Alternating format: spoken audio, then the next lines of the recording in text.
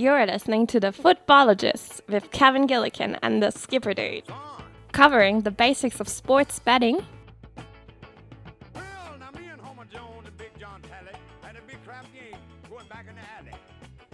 in-depth analysis of every NFL spread. So Vegas is giving Baltimore with the win and 4 points to do so. Now, I think that's a crazy bet.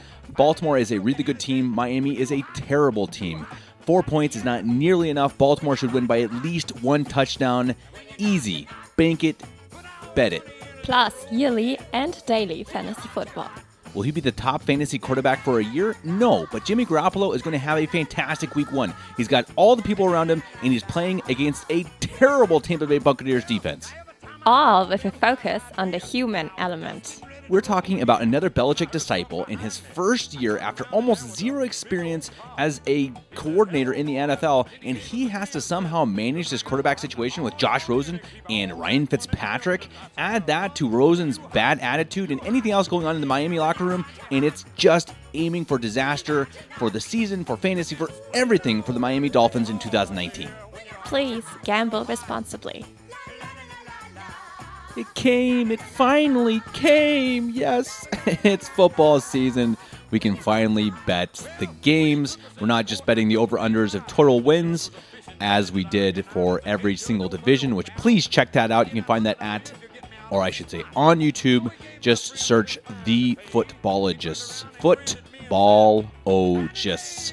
I think there's some really good information. We covered every team. We still have 2 divisions to go, which we're going to finish up this week. But, of course, we've got to get into betting the actual games or betting against the spread. Now, if you don't understand what the spread means, what a line is, if you are kind of a newbie when it comes to betting, that's all right.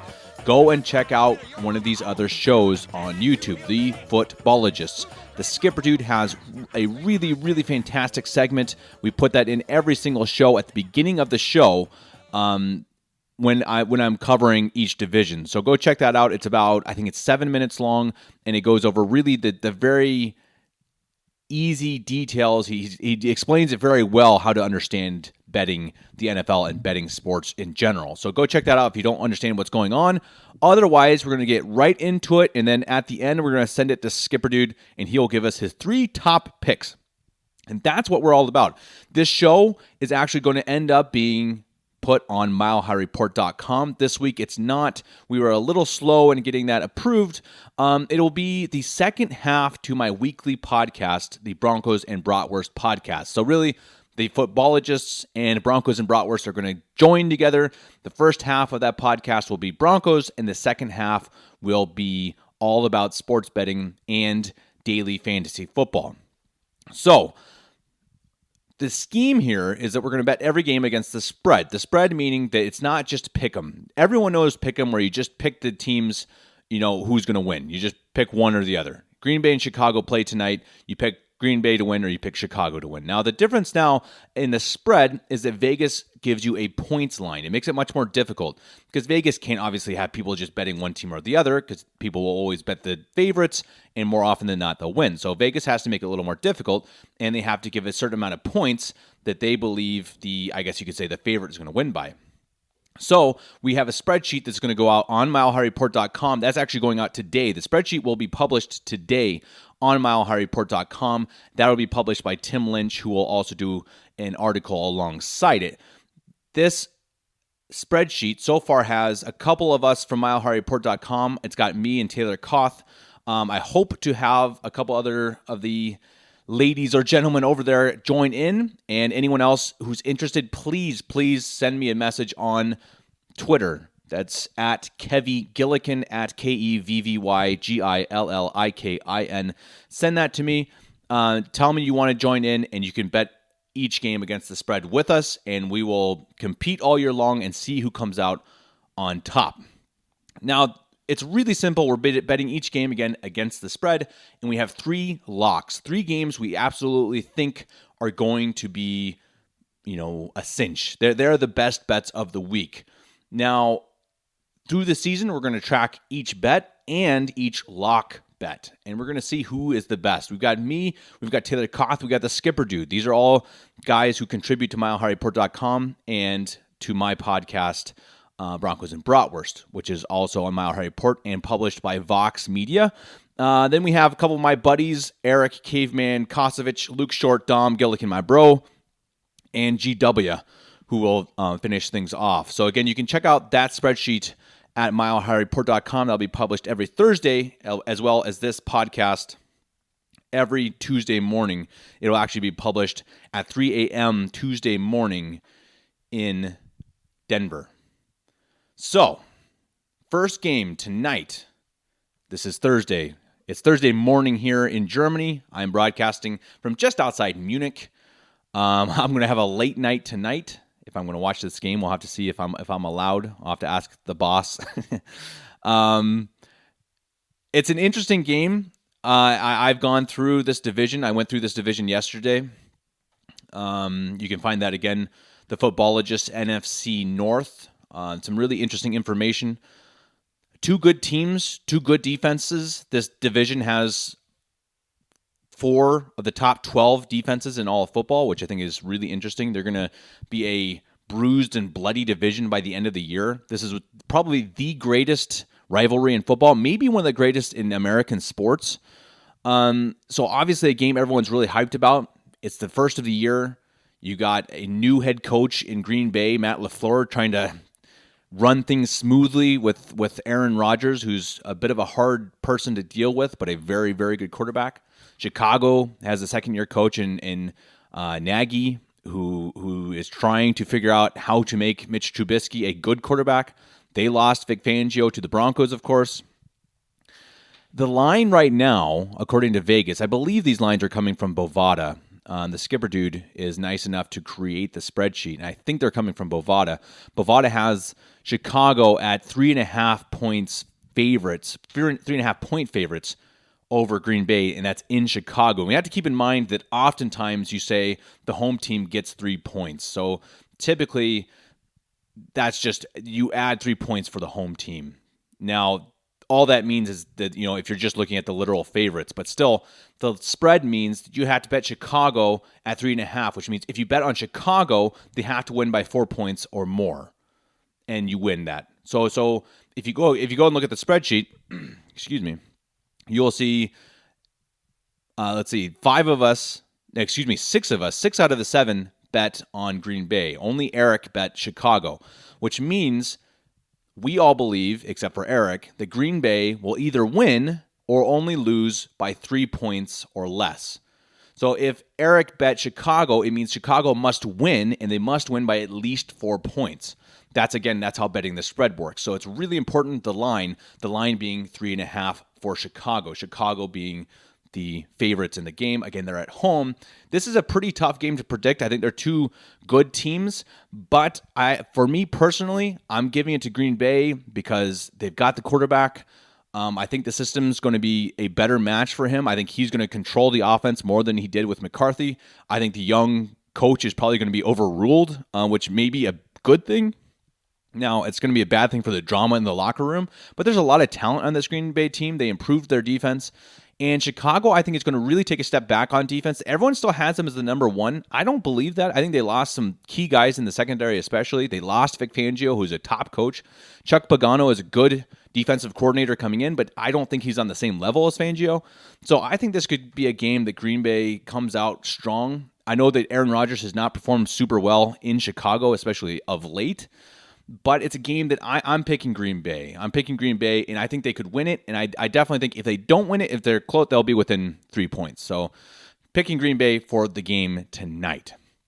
That is not one of my locks. In fact, it's not a lock for anyone. No one on the entire list of the 7 people picked that as one of their 3 locks, which is pretty surprising, actually.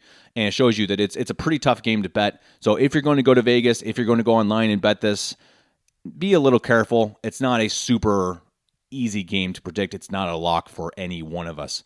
And as Skipper Dude will say and tell you, and I want to tell you again, please gamble responsibly. Don't bet any money that you can't afford to lose. That's extremely important. This is an extremely difficult thing to do and to be good at. If you're even 52%, you're considered a very good gambler. And so you have to do it a lot in order to get good. So, bet $1, bet 50 cents. That's what makes it fun. It makes it fun to watch these games. but it doesn't affect your pocketbook. Okay, the next game we have on the list is Washington at Philadelphia. Now, Philadelphia is favored by 9.5 points, which means, again, that Vegas is saying they will win by at least 9.5. So you have to pick them to win by 10 or more. So if they win by 10, then Philadelphia wins the bet. If they win by less than 10, or of course if they lose, then Washington wins that line, or wins that spread, I should say. Now, in our list, we have, again, 2 people picking Washington, but the rest pick Philadelphia, even to cover the 10 points. That's a big spread, but I believe Philadelphia is one of the best teams in the NFL. I don't think there's any reason to think otherwise. They're extraordinarily deep. They have a really good offensive line, a really good defensive line, and a good young quarterback. They've really got it all. They got a good receiving core. There's so little not to like about this team, and that being the case, I think they go in and they roll in Washington. Washington is exactly the opposite. They've got a coach who is the coach on the hot seat. Jay Gruden is probably the first coach who is likely to lose his job. Case Keenum is their starting quarterback. There's just not a whole lot here I like. I think that this could be an absolute blowout. I think it could end up being a 20-point win for Philadelphia, and I think they are absolutely a team to watch and to bet. Again, though, amazingly enough, not one of the 7 bettors has that as one of their locks. Probably because a 10-point spread, that's pretty tough. I mean, you never know, especially in the first week. Honestly, the entire first week is hard to bet. We'll talk about that in the fantasy segment as well. It's a difficult thing because we haven't seen any of these teams on the field. Practically no preseason games at all. People don't play anymore in the preseason, so it's really a lot of a guess and a gamble and predicting about what we saw from 2018 and other conjecture from the offseason. So again, I've got Philadelphia, but not one of my top picks, not anyone's top pick. Next game, Buffalo at the New York Jets. The Jets are getting 3.5 points at home. Pretty much means that's a toss-up. It's a pick-em. This is a game I have Buffalo. This is pretty split. We have 4 with Buffalo, 3 with New York. So Buffalo is a slight favorite according to our 7 pickers. Taylor Koth actually has this as one of his locks. He has a lock for the New York Jets. He likes the Jets in this game. He thinks that's one of his top picks, which goes against my bet of the Buffalo Bills. So really interesting to see how that goes. I'd be really curious to hear what Taylor Koth has to say about that. Maybe I'll try to get a little bit of a word from him, or at least if not this week, in the next weeks. We'll see if these guys can come on and tell us why they have these teams as locks. Either way, that's his lock. I've got Buffalo. I like Buffalo this year. I think they have a solid team that's going to be really nasty. They're kind of mean. They're kind of rough and ugly, but they're going to win some games. They're going to be tough on some teams. And I think the Jets just aren't there yet. I don't like their offensive line. I don't love their defense. Darnold is good. I like Le'Veon Bell, but he's rough, and he's not going to be running behind the same offensive line in the same scheme and with Ben Roethlisberger. So I think the Jets are maybe even they'll see some success this year, but I think the first couple weeks is going to be tough. They have a new coach and new scheme, and that usually takes a few weeks to really roll into good form. Now, their starters played a little bit more than others in preseason. That'll be an advantage, but I still have this going to Buffalo. I just like their coaching staff. I like their quarterback, and I like their team as a whole just to be kind of nasty. This isn't a great game. I think this is going to be an ugly game, and I think Buffalo either pulls it off or makes it close and makes it within 3 points. So again, I've got Buffalo. Taylor Koth has the New York Jets as a lock. Next game, this is one of the best games of the week in my opinion. It's Atlanta at Minnesota, 2 teams I really, really like. Again, not a single lock on this game, and it's totally split against. Actually, no, that's actually not true. We have 5 of the bettors betting for Minnesota to win at home and cover the 4 points. I'm betting, 5 people betting on Atlanta to beat Minnesota or to cover, to either win or lose by less than 4. I've got Minnesota winning by at least 4 points. I really like Minnesota. Skipper Dude also has Minnesota. They're one of my favorite teams this year. I like Atlanta too, but I just think this game is going to favor Minnesota at home. 4 points isn't a lot. I think Minnesota can pull off, a touchdown win. Now, I can see this going the other way. This isn't a game I really love. I think the spread is a good one, and I would kind of honestly stay away from this. Not a single bettor has this as a lock. and it's a game that could go either way. They're two really good teams.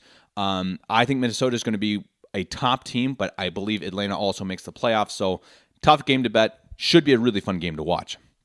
Okay, the next game is really one of the most interesting games to bet. You have Baltimore at Miami. Baltimore, the 7-point favorites on the road. Now, this is interesting. We have 4 locks on this game. 4 of the 7 bettors have this as a lock. 3 of us, that's me, Skipper Dude, and Eric Caveman, have Baltimore as the lock. That means Baltimore has to win by at least 7.5 points. If they win by 7, then it's a push. So they need to win by 8 points.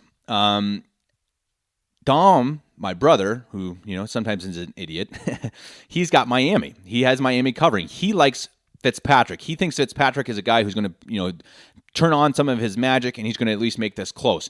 I believe that Baltimore is a really good team. Miami is the worst team in football. They're trying to lose games at this point. They've got a quarterback controversy. They've got a new coach. They've got no talent on offense or defense. They just traded their left tackle. This is going to be ugly. I think Miami could score no points at all. And you'll see when we go into fantasy too, Baltimore is my team this week. They're the team I'm betting like everything on. I'm betting them to win. I'm betting them to cover. I'm betting them to win by 20. And I like them on fantasy. So Baltimore, I'm going all in. So are Eric, Caveman, and Skipper Dude. But Dom is going to Miami. And we have actually three people betting Miami. Luke Short and GW are all 3 betting Miami. So it's a surprising game. I thought Baltimore would get almost all 7 bets. I've got them as a lock to beat Miami and cover the 7 points. Now, next game. Kansas City at Jacksonville. Kansas City is getting 3.5 points. This is a game that Eric Caveman has a lock for KC, and I see why. I'm also betting KC, but they're not a lock for me. Jacksonville, Luke Short, and GW have Jacksonville winning. Kansas City is just the better team. They have a great offense. They improved their defense. They've got a great coach, great quarterback. I see them winning that. They should win that by at least 4 points. I can see them winning by a touchdown. Jacksonville does have a good defense, and Nick Foles is obviously going to be an improvement over Blake Bortles. So it's a game I don't love because I think it could be an upset. It is in Jacksonville. It is a coach who's trying to save his job in Jacksonville, but I still think, Kansas City is one of the best teams in football. This is a game they have to win, and they have to win handily, and I think they will. Next up is Tennessee at Cleveland. Cleveland's getting 5 points. Cleveland is a lock for Taylor Koth and Skipper Dude. I've got Cleveland as well. Only one of us of the 7 has Tennessee. That's Luke Short. So a very big majority betting on Cleveland to cover the 5 points. They're a better team. Tennessee, I don't see it. I don't like Mariota. I don't love their offense. I do like Derrick Henry, but their offensive line's not great. Their defense is considered to be pretty good, but it really depends on who you ask. I think Bleacher Report had them in the bottom half. I've seen some people have them in the top 10. So no one really knows what to expect from Tennessee, but they've not been a team that's really flashed. They haven't shown me anything to show me why I should bet on them. Cleveland, they've got the youngest team in football. They've got a new head coach. They've got drama in the locker room, but they've got just an unbelievable amount of talent. And they're not a lock for me. It's a little too iffy for me with Cleveland. I'm not buying Cleveland like a lot of people are this year. They're going to be good, but I'm not positive they'll be great. But there is a huge consensus here that Cleveland is going to cover that 5 points. It's at home. It's at the dog pound. I mean, this is a game that Cleveland should win, and they should win handily. So Cleveland is a good bet. Again, Taylor Koth and Skipper Dude have it as a lock. Okay, next game. LA Rams at Carolina. Now, I've got this as one of my locks. Again, Baltimore already a lock. This is another lock, the LA Rams at Carolina. Carolina, they're not sure how healthy Cam Newton's going to be. There's a lot of question marks with his foot, with his shoulder. He's had some rough years. I don't like them as a team in general. I think DJ Moore, they keep getting him hyped up, and I don't see him as a great leading wide receiver. McCaffrey is awesome. I love him. I pick him in every league I possibly can, and twice on Sunday. So he's great, but the rest of this team, they're just kind of underwhelming to me. They're not a team that really sticks out. The LA Rams, they're really good, and they're really well coached. They're really well rested. They have the same scheme. They all know what's going on. They've got a good defense. They got good secondary. They have good passing, running. They got Gurley. I mean, they're such a sound team. They're kind of like Philadelphia, the LA Rams. Now, I think the LA Rams are going to take a step backwards this year. I think that Bill Belichick helped the NFL figure out McVay a little bit, and McVay is going to have to kind of respond, and he's going to have to show that he can now bounce back and show that he is a guy who can also, counter punch, the Bill Belichick punch, the punch in the gut that knocked them out of the Super Bowl. And I think they're going to struggle a bit this year, but not in this game. To me, this speaks as a game that the Rams should win going away. They're just a more talented team. They've got a great coach. Now, Ron Rivera is a good coach in Carolina as well, but I don't think he has enough talent on that defense to really slow down the LA Rams. So I've got the LA Rams, and I've got the Rams as a lock. So take that to the bank. The only one betting against the LA Rams is Skipper Dude, who actually has Carolina winning it, or it has Carolina covering, I should say. The rest of us, all 6 of us, besides Skipper Dude, have the LA Rams. So that should be a solid bet, unless, of course, the Skipper Dude is right, which will give him a big point if he wins that one as being the only one betting Carolina this week. All right, next up, Cincinnati at Seattle. Whoa. Seattle is favored 8.5. This is an ugly game. I don't know if I would bet this. GW has Cincinnati as a lock to cover, which is really interesting. I could actually see that. I don't think Seattle they're definitely not a sexy team, but they're going to be Seattle. They're going to run the ball pretty well. Well, maybe. I don't even know. I say that because I'm thinking back 10 years ago or 5 years ago. They're actually not that great of a running team.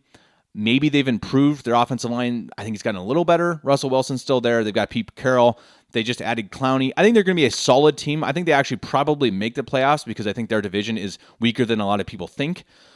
Cincinnati is one of the bottom 3 teams. So I think Seattle probably covers, but I don't love this line. I think it's a little high. Honestly, I would stay away from this. Seattle at 8.5. It's just a little too much. And there are enough good games that this is when you don't need to bet. But GW has it as a lock.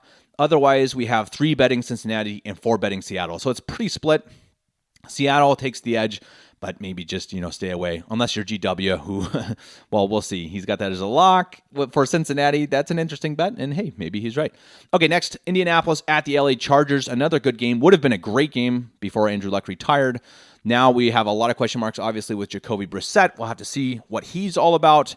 The Chargers, again, getting a touchdown. This is a really split decision. Again, 3 betting Indy, 4 betting the LA Chargers, and no lock. So another really tough game.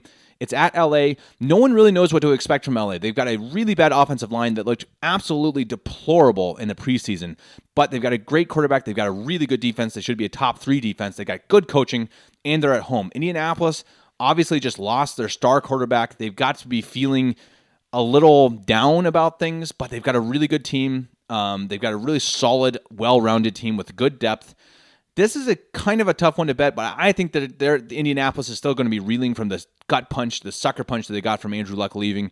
So I've got the Chargers covering, but I don't love it. It's almost a push for me. I could see the Chargers by a touchdown, but I could see this absolutely going under too. So it's a game I would kind of stay away from. I would almost push, but because I have to bet, I am betting the Chargers to take 7. This is not a lock for anyone, and it's really a split decision. But if you have to pick, the LA Chargers are getting 4 bets to 3 bets in our spreadsheet, which will again be on milehighreport.com tomorrow, or today, I should say. Today's Thursday. It'll be up there today, published by Tim Lynch sometime, I believe, this morning in the U.S. Okay, next game, Another good game, a very interesting game in my opinion. This is San Francisco at Tampa Bay. Very split. Again, we have some really split games. This is an unbelievable, you know what it is? No one knows how to bet week 1. They just don't know what is going on. We haven't seen much. We haven't seen anything in the preseason. We don't really know who's going to be good, who's going to be bad. And so it really makes for this totally bonkers split spreadsheet, which I think is awesome. It's not like Pick'em. Pick'em, people can, okay, favorite home team. If it's a Pick'em, if it's a push, I should say. This week, we don't know. So Dom has San Francisco as a lock, which surprises me. I actually have Tampa Bay winning this one. It's Tampa Bay at home, and they're getting 1 point, which means San Francisco, you can look at it in a way, they're actually favored, but they're on the road. So you usually say, again, that the home team gets 3 points, whatever, however you want to think about that. But remember, San Francisco has to travel all the way to Tampa Bay. That's a really long way to travel. That is a disadvantage. San Francisco has Jimmy Garoppolo, who has not seen a whole lot of action and did not look good in the preseason. Now, maybe that changes. He's got a really good coach in Shanahan. They've got some talent on offense, but I think they're still a year away or 2. I don't think they're there yet. I honestly, going into the season, I liked San Francisco a lot. I was going to pick them to be one of my black horse teams. dark horse teams, black horse teams. But I don't like what I've seen in the preseason. I don't love their talent on offense besides Kittle. Coleman will be a solid running back, but I don't think he's a great running back. And Garoppolo's got a lot of question marks. So we don't know what he's going to bring. I like Tampa Bay. I don't love their defense, but I like their offense. I love Mike Evans and Godwin with Jameis Winston. You got Howard. Who's their other tight end? Howard and Brait. They've got Jones coming back as the running back that they hope is healthy this year. I've got Tampa Bay winning, but again, that's kind of a toss-up for me, and it's a toss-up for everyone else, except for Dom. Dom's got San Francisco as his lock. He's got some interesting locks. Dom's got Miami and San Francisco as his locks. Just wait till you hear his third one. Dom he's going out there this week, but I like it. I like having people with different opinions and different views. Okay, the New York Giants at Dallas. This is a highly anticipated game just simply because of the running backs. You got Zeke Elliott versus Saquon Barkley, two of the best in the business. The Giants are supposed to be really not good, and Dallas is supposed to be a playoff caliber team. Now, if you go and look at the spreadsheet, it's totally split again. Eric Caveman has it as Dallas. Dom's got Dallas. Luke Short has a lock for Dallas. This is his first lock in our spreadsheet. But the rest, the four of us, GW, me, Taylor Koth, and Skipper Dude all have the New York Giants. I think the Giants are going to be better than people give them credit for. I think they're going to actually take a step forward. I like their offensive line and their defense. They've added some depth. I think they've improved their coaching staff. And I think that Dallas is overrated. And I think that Dallas, I don't love their quarterback. I don't love their running back situation now that Zeke is just coming back after, two practices with the team. I think that they're in for a rough game. That I imagine this as a game that they're going to underestimate their opponents, Dallas that is, and I think the Giants at least cover. Dallas by 7 points. I've got the Giants. Now that is a bit of a surprise, but hey, four of us do. So that means that we all favor the New York Giants to cover 7 points. Now, we'll see. Luke Short, he's got Dallas as a lock. All right, next up, Detroit at Arizona. Detroit by 2.5. This was almost one of my locks for Detroit. Arizona just looks like a team that's absolutely going to come out stumbling out of the gate. They got a terrible defense. They've got a head coach who's done nothing. He got fired in college at Texas A&M. They've got a rookie quarterback in Kyler Murray who's shorter than I am. There's a lot of question marks for them. I think they've got potential, and I think it's potentially something that Arizona could come out and shock Detroit with some bizarre college scheme on offense, which I think might happen. But I think Detroit's well coached. Matt Patricia is going to be ready for it. You know, he comes from the line of Belichick. I think he's going to be prepared, and I think that they're going to cover. I think Detroit wins going away. I actually like Detroit a lot in this game. They're not a lock for me, but this is a game that I like.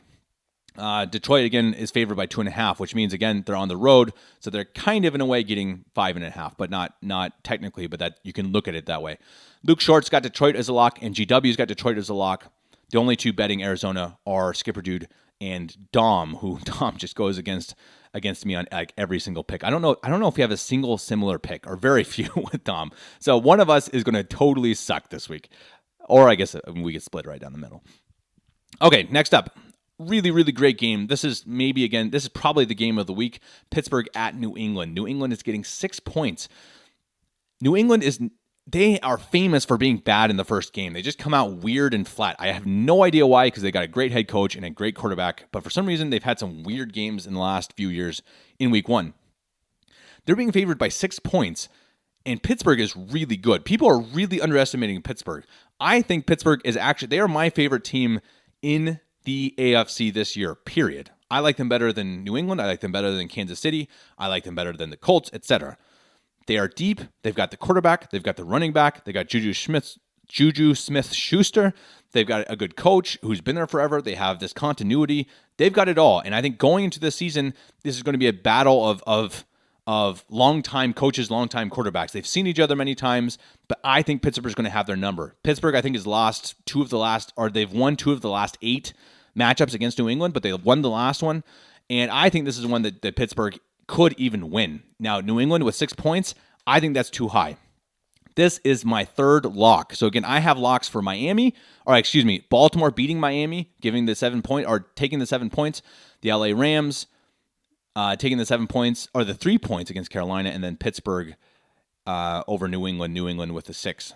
Skipper Dude also has Pittsburgh, and then it's pretty split. Taylor Koth's got New England, Caveman's got New England, GW has New England. But 4 of us have Pittsburgh, 2 of us have Pittsburgh as locks. So that could be a good bet betting on Pittsburgh. I think there's a lot going for Pittsburgh this year. As I said, they are my favorites to win the AFC. Monday night game. First Monday night game is Houston at New Orleans. New Orleans is getting 7.5. That's a big line. People are not buying into New Orleans much this year. To Houston much because of their offensive line, their defense. They just got rid of Clowney. They just made 2 ridiculous trades, but they made 2 trades that will help them now. It's going to kill their future, but it'll help them now. So actually, I like Houston. New Orleans, I think it's going to regress. I think they're going to take a step back. Breeze isn't going to be as good. I think the offense is going to struggle a bit, and the defense isn't anything special to me. They're not bad, but they're not special. There's nothing about this team that speaks special except for the offensive coach and the quarterback. And if the quarterback looks like he's old, well, there goes a big advantage. And most of the people agree with me. Now, Luke Short has New Orleans, and Caveman has New Orleans as a lock, which is pretty surprising to me at 7.5. That's a big line to have as a lock, in my opinion. And Houston is a good team. They're what many people consider as a playoff team. Now, 5 of us have Houston covering the 7.5.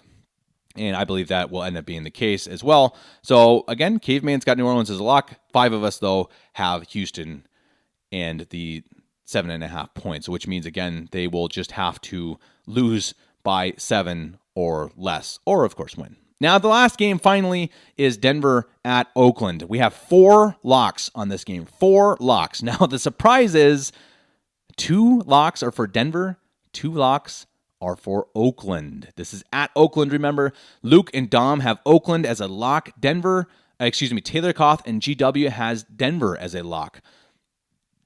I've got Oakland winning this one. I just think they're going to come out better. They're going to come out hot. They're going to come out ready to play. I think AB is going to be good. He's going to show up. I just think that Fangio he's going to have a couple games where he might struggle out of the gate to really process what's going on. He's never done this before. He hasn't been the head coach. And I think that typically takes a little bit of time. Now, I think he's a very mature, very good coach. I just think Gruden is so experienced as a head coach. He's so experienced as an offensive play caller. I think he's going to figure this out. Denver's got a lot of weaknesses on offense. I think they're going to really struggle on offense in this game. At times, I don't even want to say that. I'm not going to say they're really going to struggle. But I don't know if they're going to be able to put the ball in the end zone. And that's what you're going to need against Oakland. And I think Oakland is going to beat them over the middle with Waller, their tight end. AB, I think, could have some success against our cornerbacks. I just have a bad feeling about this game. Now, I don't love Oakland, but they're at home. It's one of their last games. It's our last game against Denver in the Coliseum. Think of that. This rivalry that's gone on for years and years and years in the Coliseum in Oakland, this is their last game ever, the 2 of them competing in Oakland. So I've got Oakland, but there's 2 Oakland locks for Dom and Luke and 2 for Denver.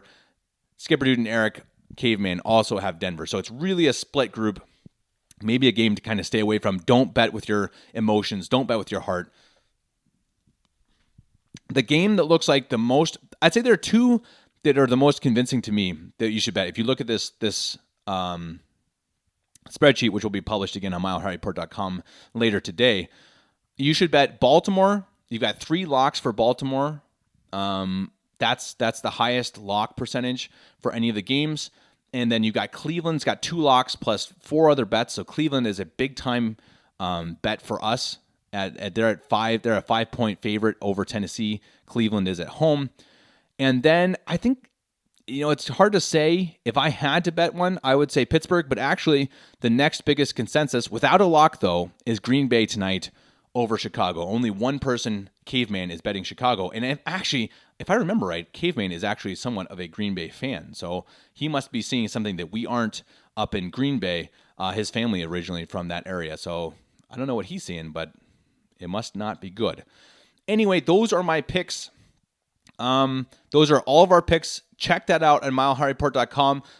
This show will go on Vox Media and Mile High Report starting next week. It'll be at the end of the Broncos and Bratwurst podcast, which will be published every Tuesday at about 3 a.m. So again, if you don't want to hear about the Broncos for the first hour, skip to the second half and get the rest of the story. Okay, next segment. I'm just skipping through. I'm not going to take any breaks because I don't have to this week at least. Next week, maybe. This week, I'm just not going to take as much time. I'm going to go straight through the picks I have for daily fantasy football. I went through DraftKings.com. This is I think it's the most popular draft site for daily fantasy. If anyone knows how it works, you usually get a certain amount of money. Each player is worth a certain amount of money, and you have to, use that money to buy players. And you buy a certain lineup, and you can play against one person. You can play against like 20,000 people. Really interesting site, a really good way to waste a lot of money. So be very careful how you bet. You can win some, and you will definitely lose some. Now, my team this week, I've got as QB Lamar Jackson. Now, I know that sounds crazy. He looked terrible last year. He's kind of a Tim Tebow type of a guy. I really like him this week. He's playing against Miami. They're really probably the worst defense in football, at least one of the bottom 2 or 3. Miami's got a new coach. They got a new system. They've traded away most of their defensive talent, especially on the defensive line. Lamar Jackson's been promised that he'll get at least 30 passes per game. John Harbaugh really keeps telling us that Jackson's going to be better and better this year as a passer. And if he can improve as a passer, which I think he will, they've added a couple rookie wide receivers as well. I think that Jackson could have a really good game. I think he's going to run, he's going to pass, he's going to score a few touchdowns, and he's going to be a surprise, partly because they're playing against Miami. John Harbaugh's got a serious advantage over the Miami coach because Flores, he's a rookie. He hasn't done this before. Harbaugh's done it for years and years and years. There's continuity there in Baltimore. And a really good team. They got a good defense. I think they're going to run the ball, but Jackson will get a couple runs, and I think he's going to get a couple touchdowns. So he's my QB. He's at a really good price. He's the 12th costliest quarterback, so you can save a little bit of money. Now, there are other guys you can get around his cost, so if you don't like Jackson, this is not something that you have to do. He's just a guy that I like this week, mostly because of his opponent. Okay, running back number 1. Now, I have 2 running backs in a flex, so you can rank these guys however you want. Dalvin Cook is my running back 1. I really love Dalvin Cook this year. I think he's going to absolutely feast in the Minnesota scheme now with Gary Kubiak. Now, Kubiak's not actually the offensive coordinator, but he's like the offensive, administrator. He's the guy who's kind of helping the coordinator build the team and build the offense. I think that's going to be a big advantage for Cook. I think Cousins is going to have a good year at quarterback. I think that's going to help Dalvin Cook run. And the big question is, of course, their offensive line. They're not very good. They're probably in the bottom half, maybe bottom 10 in terms of talent. Now, hopefully they are better in this scheme than they were last year. They've added a guy or 2 on the line, and that should improve. They're also going against the 32nd ranked run defense of Atlanta. That's according to DraftKings. So going against a really bad defense, he's a really talented running back in a good system. I love Dalvin Cook, and he's down the list. He's in the 14th position down your RB list. So he's cheaper than many, many of your other top running backs. Dalvin Cook, absolutely a great pick at running back 1. Running back 2, I've got Kerryon Johnson. Johnson is a guy who, again, I think he has a really good matchup, and he really showed last year when he's healthy, he can be a top-notch RB. He averaged 5.5 yards per carry and was really he was a stud. This year, he gets a new offensive coordinator in Darrell Bevel, who was the offensive coordinator in Seattle during the Beast Mode era. They're going to run the ball. They're going to pound that rock. They're going to give Matthew Stafford just the time to create, to complete third down conversions and be a game manager. So this is going to be a Kerryon Johnson team. And I think this week is really going to show that off. And they're going against Arizona and our good friend Vance Joseph's defense, which I believe many of us can say from experience is probably not going to be very good. They're not talented. And I think we can all say they're probably not going to be very well coached. Kerryon Johnson is a great pick here. Again, down the list, he's even farther down than Dalvin Cook. I love Kerryon Johnson this week. Wide receiver 1, call me a homer if you like. I've got Emmanuel Sanders. Sanders, yeah, it's a friendly pick. I'm a Denver Broncos fan, but what I saw from him in practice in the preseason, he came in from a brutal injury, came back quick, came back looking smooth. I think he looks quicker than he did last year even. He looks like he's ready to go. And Joe Flacco immediately looked like he picked him up as being the top target. They had a good connection already in the preseason, especially in camp. And he's a guy, I think he's going to have a breakout year, even for an older dude. He's going to be really good. He's going to surprise people, and he's criminally underrated. Right now, he's $3,000 cheaper than the top wide receivers. Now, go to DraftKings, and you'll understand what I'm talking about. He's way cheap down the line, and I think he's going to have a big game. There's no real Oakland cornerback to speak of that's going to shut him down. I don't think the offense is going to really have a great game for Denver, but I think Sanders is going to break out. I could see him getting a ton of targets, and I could see him breaking 100 yards and perhaps even scoring a touchdown. So Sanders, I think, is a really nice pick there at wide receiver 1. Wide receiver 2, now these aren't ranked. I'm not ranking these as my favorite wide receivers, by the way. They're just how I have them on the list. D.D. Westbrook is my number 2. I don't love Nick Foles this year, but he's a huge upgrade over Bortles, and Westbrook already had a good season with Bortles. I think Nick Foles is going to lean on this guy as his blanket, and Westbrook runs great routes. I've heard reports of people saying, coaches, like respected coaches, saying he runs the best routes of anyone in football. So he's a great route runner. He's really smart. He's really talented. He's running out of the slot, and I think he's a guy who's going to really surprise people this year. I think he could be a top 10 wide receiver this season if it's really true that he and Foles have a really good connection, which that has been the rumor so far this preseason. He's also facing the 26th ranked passing defense in Kansas City. They're not a very good pass defense. I think that Nick Foles and D.D. Westbrook have a good connection this week. And Westbrook costs less than Larry Fitzgerald. I don't get the Larry Fitzgerald love. The dude is like 40 years old and has a rookie quarterback and a bad offensive line. So I'm not buying Westbrook. I'm not buying Fitzpatrick. Westbrook, I think, is a really good pick and a really good value. Mike Evans is my third wide receiver. Technically my first wide receiver. He's the most talented guy on this list without question. So Evans is my boy. I really like that offense this year. I think they're going to even improve over their most passing yards that they had last year. They had over 5,000 passing yards between Winston and Fitzmagic. I think that continues. Evans is going to just be a beast. I think he could be a top 3 wide receiver. I think he could be the top wide receiver. I think Winston's going to break out. I think he's going to show that he wants to stay in Tampa. He wants a new contract, and he's going to ball like it this year. I really like them, and he's playing against an okay San Francisco defense. It's not great, but it's not terrible. I like it. I love Jameis, and I love Mike Evans this week. He's going to ball and show up at home with Winston throwing him the ball. Evans is a great pick. He's one of the more expensive wide receivers, but worth every single penny. Okay, this one, the tight end, Darren Waller. This is going to lose me some of the love I might have gotten for the Sanders pick. Waller, of course, is the rookie tight end for Oakland. He's been labeled as a freakish athlete. He had a great combine. He's a guy that no one really knows about, so he's really cheap. He's really down the list, but I think he's going to ball. I think he's going to show up. Derek Carr loves these intermediate passes. I think Waller could score a touchdown. I don't like the defense for Denver against tight ends. We haven't seen it with Fangio, so maybe that improves, but the talent's not there. You just can't tell me that Todd Davis and Josie Jewell are just going to all of a sudden be these great players in defending tight ends. I mean, I love Fangio, but I don't think that's going to fix, at least not in the first week. So actually, I have Waller as one of my top tight ends this week. I think he could really have a big game, and he's unbelievably cheap. You have to go down 3/4 of the list of tight ends until you find him. So he's a great buy. He's a great discount, and he will allow you to pick up some other guys. He will allow you to pick up my flex that comes up next. It's a great player. And Darren Waller, he's a risk, but if you hit on him, if you pick Darren Waller, he's a risk, but if he hits, it could absolutely win you a week or a game, and it could win you big money if you're in one of these primetime matchups on DraftKings. Okay, my flex. This guy could absolutely be my RB1. There's no reason why he's my flex. I just had enough money to buy him as my flex. I did the flex last, and Darren Waller, his cheapness allowed me to get James Conner as my flex. Obviously, a guy who doesn't really need introduction. He was a top 10 pick in most yearly fantasy leagues. He's got Ben Roethlisberger. He catches the ball. He runs the ball. He scores touchdowns. He's a guy who should be a top 5 or 6 running back in the NFL this year. He's a bell cow guy.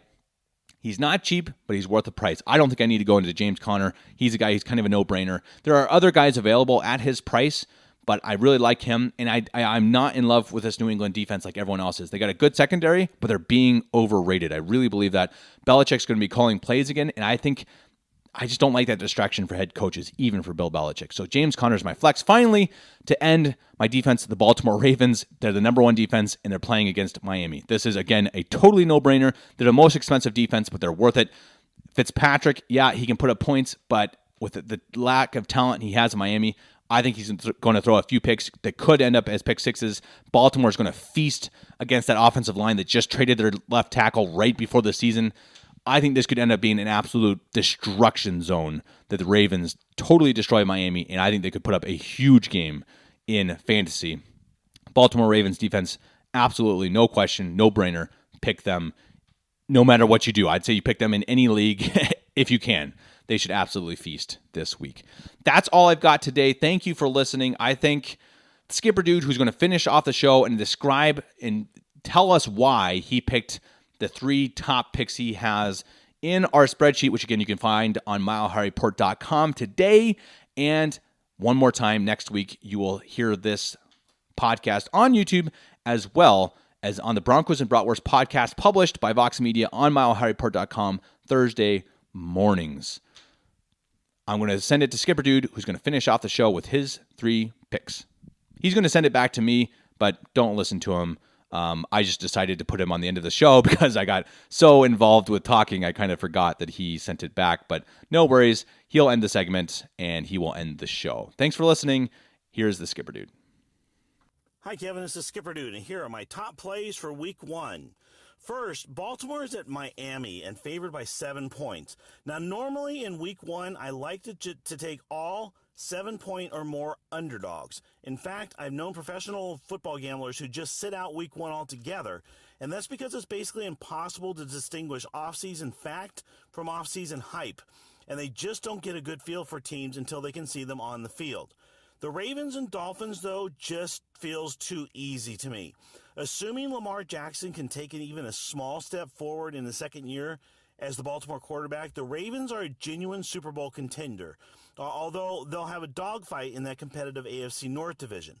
The Dolphins, on the other hand, have chosen to blow things up and start over this year, undoubtedly in hope of landing one of the jewels of the 2020 quarterback draft class. This is an absolutely atrocious Dolphins team on both sides of the football, and I expect them to lose a number of games this year by 3 touchdowns or more. This game actually opened at 4 points in some places and jumped fairly quickly to 7. What that tells you is that a ton of early money rolled in for Baltimore, and the odds makers had to move the line up to help just encourage Dolphins money to balance things out. Here's a nice little gambling rule of thumb for you. When a line moves by 3 or more points during a week and it's not due to an injury, bet the team that the big money players are betting. In this case, take the Ravens and give the points. And speaking of AFC North teams with Super Bowl aspirations, Pittsburgh is at New England for the Sunday night game, getting 6 points. I love the Steelers in this game. Big Ben is going to have what appears to be a diva-free offense for the first time in years, with Le'Veon Bell and Antonio Brown having moved on, but he'll still have no shortage of weapons, with Juju Smith-Schuster, Dante Moncrief, and James Washington at wide receiver, and James Conner at running back. And honestly, it doesn't seem to matter who Big Ben has as skill players. He always seems to run a prolific offense. And as opposed to some of Big Ben's more prolific offenses, this Steelers team is also solid on defense. The Patriots, on the other hand, are a mess, having traded draft picks for, count 'em, 3 offensive linemen over the past couple of weeks. Brady is aging, and to me at least, he looked a lot like 2014 Peyton Manning over the second half of last year. For those of you who might not remember, Peyton Manning pretty much hit the wall in 2015 after looking old and starting to decline fast in 2014.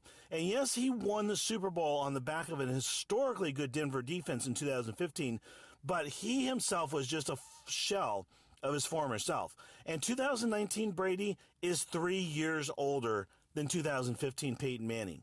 Gronk is gone. Josh Gordon is probably your wide receiver 2 after Edelman, and he won't have had time to get in sync with Brady. And the Patriots have often looked out of sync, old and tired, the first 3 or 4 weeks of the season in recent years. Add it all together, and the Patriots might possibly win the game, especially being at home, but not by a touchdown. Take the Steelers and the points. And speaking of AFC North teams with Super Bowl aspirations, the Cleveland Browns are 5-point favorites at home against Tennessee on Sunday. This Browns team may very well be the most talented team in the NFL. Baker Mayfield, OBJ, Jarvis Landry, Nick Chubb, and a solid offensive line to go with a very stout defense. The Titans, on the other hand, are one of the NFL's least talented teams. Marcus Mariota is barely hanging on as a starting quarterback. Derrick Henry is a quality running back, but he'll be running behind a bad offensive line and will probably have teams keying on him out of disrespect for Mariota. The Browns, I think, are going to be a tough team to forecast this year because for all of their on-field talent, they also have all the earmarks of a team that can implode at any given time. With a first-year head coach, a number of divas, and then some just straight-up bad characters like Kareem Hunt. But this Sunday's game, it's week 1, it's at home, and it's against an inferior opponent. It feels like a gimme to me. Take the Browns. So, there you have it, Kevin. Take the AFC North this week, Ravens, Steelers, and Browns, and gamble responsibly. Back to you.